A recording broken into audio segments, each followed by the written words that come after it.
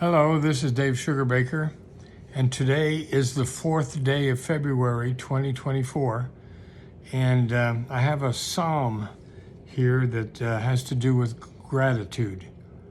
Make a joyful noise to the Lord, all the earth. Worship the Lord with gladness. Come into his presence with singing. Know that the Lord is God. It is he that made us, and we are his. We are his people and the sheep of God's pasture. Enter his gates with thanksgiving and his courts with praise. Give thanks to him. Bless his name. For the Lord is good. His steadfast love endures forever, and his faithfulness to all generations. Last week I talked about the Big Joy Project out of the University of California at Berkeley. The Big Joy Project is a free week-long program designed to increase the joy in our lives through small assignments designed to shift our perspective. One of the interesting goals of the 7-day project is to increase our focus on gratitude. Finding more things to be thankful for shifts our perspective and increases our joy.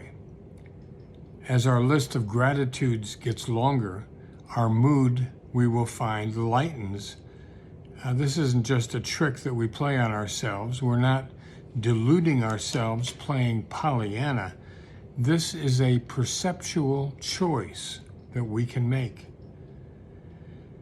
We humans choose where we put our attention from moment to moment.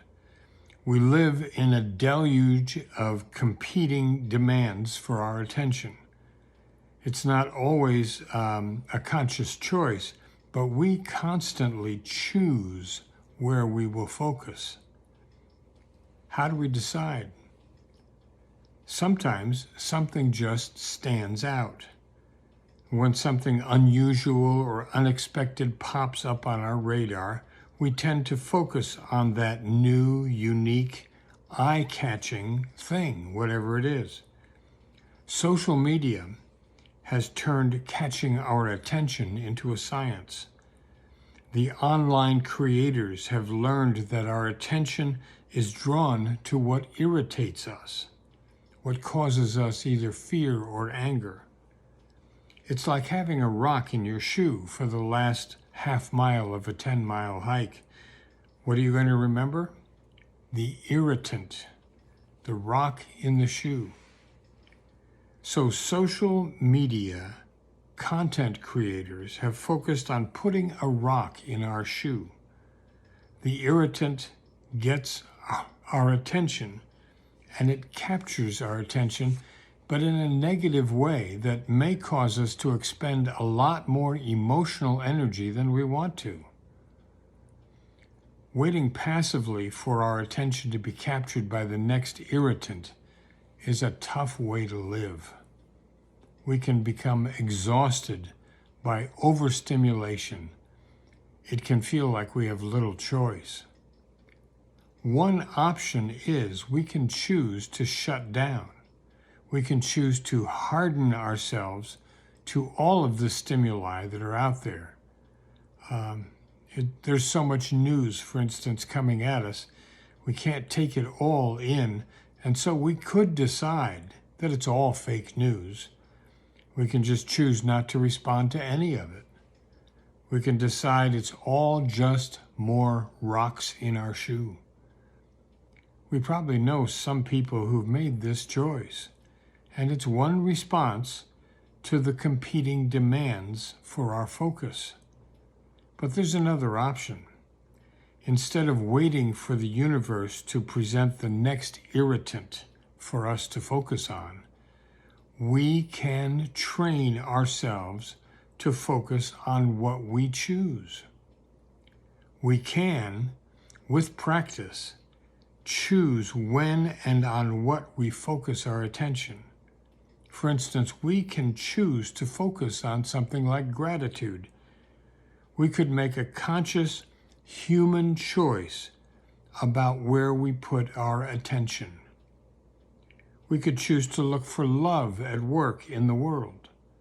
We could track the very footprints of God, alive and at work, if that's what we decide to focus on.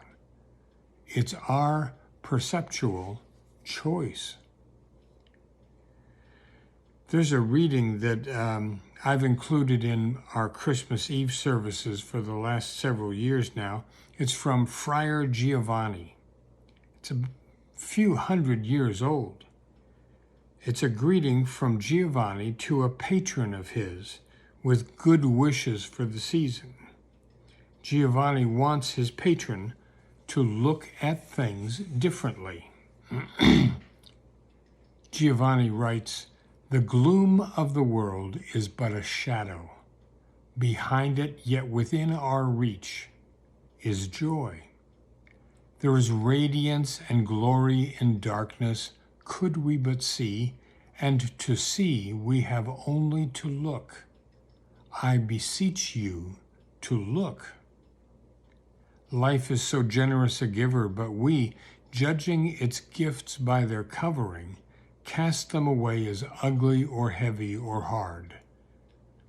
Remove the covering, and you will find beneath it a living splendor, woven of love by wisdom with power. Welcome it, grasp it, says Giovanni, and you touch the angel's hand that brings it to you. Everything we call a trial, a sorrow, or a duty, believe me, that angel's hand is there. The gift is there, and the wonder of an overshadowing presence. Your joys, too, be not content with them as joys. They, too, conceal diviner gifts. That's perceptual choice. Elizabeth Barrett Browning was an English poet of the Victorian age. She lived in the 1800s in England, in Jamaica, and in, finally, Florence, Italy. She married Robert Browning, another poet of the time. The two of them exchanged over 600 letters in the progress of their courtship. Now that would be an interesting read. Elizabeth wrote a few lines that pertain to our perceptual choices. She wrote about Moses' encounter with the burning bush that he discovered in the wilderness. The bush was burning, but it wasn't being consumed by the flames. When Moses approached, the voice of God came out of the bush, telling Moses to take off his shoes because the ground on which he stood was holy ground. Moses then had a life-changing conversation with God at the burning bush. Elizabeth Barrett Browning wrote, "Earth's crammed with heaven, and every common bush afire with God. But only he who sees takes off his shoes. The rest sit round it and pluck blackberries."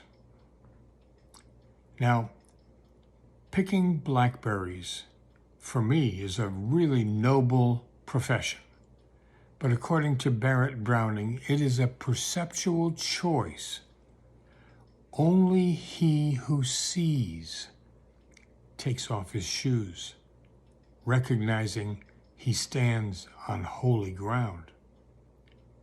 We can decide where we will put our attention. We can focus on the rock in our shoe, or we can focus instead on gratitude and joy. We may get to choose thanksgiving that the world is crammed with heaven and every common bush afire with God, or, oh look, blackberries.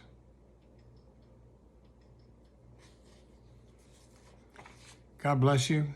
Take care of yourself. Pay attention to your perceptual choices. If you find value in this, I'd appreciate it if you'd pass it along. Thanks. Talk to you soon.